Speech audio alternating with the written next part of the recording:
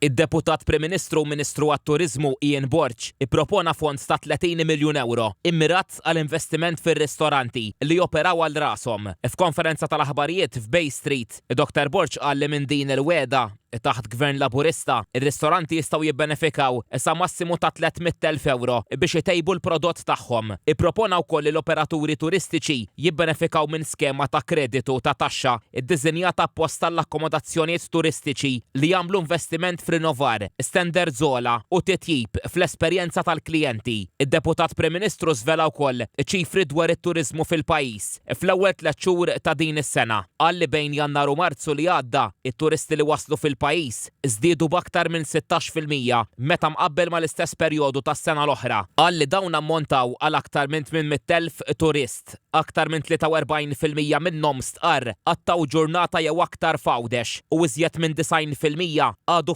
f'lukanda u f'postijiet oħra ta' akkomodazzjoni fil-Gżejjer Maltin. F'Marzu li għadda biss għal Dr. Borg in-nefqa ta' turisti fil-pajjiż laħqet aktar minn 243 miljun euro. Qal ukoll li f'dan ir-rigward f'Jannar li għadda inkisbu figuri aqwa minn ta' wissu tal-2012, jiġifieri l-aħħar wissu ta' Gvern Nazzjonalista. Dawn iċ-ċifri għal Dr. Borg jiġdu li f'pajjiżna għandna turiżmu s-sena kollha. Irremarka li l-pajjiż għandu numri li jippermettu t-tmexxija Laburista issa tkompli tieħu deċiżjonijiet importanti li joffru sostenibilità u kwalità f'dan is-settur. Dan qal u rifless fil-Viżjoni Malta 2050 u kif ukoll fil-programm elettorali tal-Partit Laburista. Indirizzat il-konferenza tal-aħbarijiet anki d-Deputat Cressida Gallia ipproponiet aktar investiment fl-infrastruttura tal-port il-kbir sabiex jespandi l-operat tal-home porting u jiżdiedu żjarat minn cruise liners lussużi. Innotat li llum pajjiżna u pilastru strateġiku fl-industrija tal-cruise liners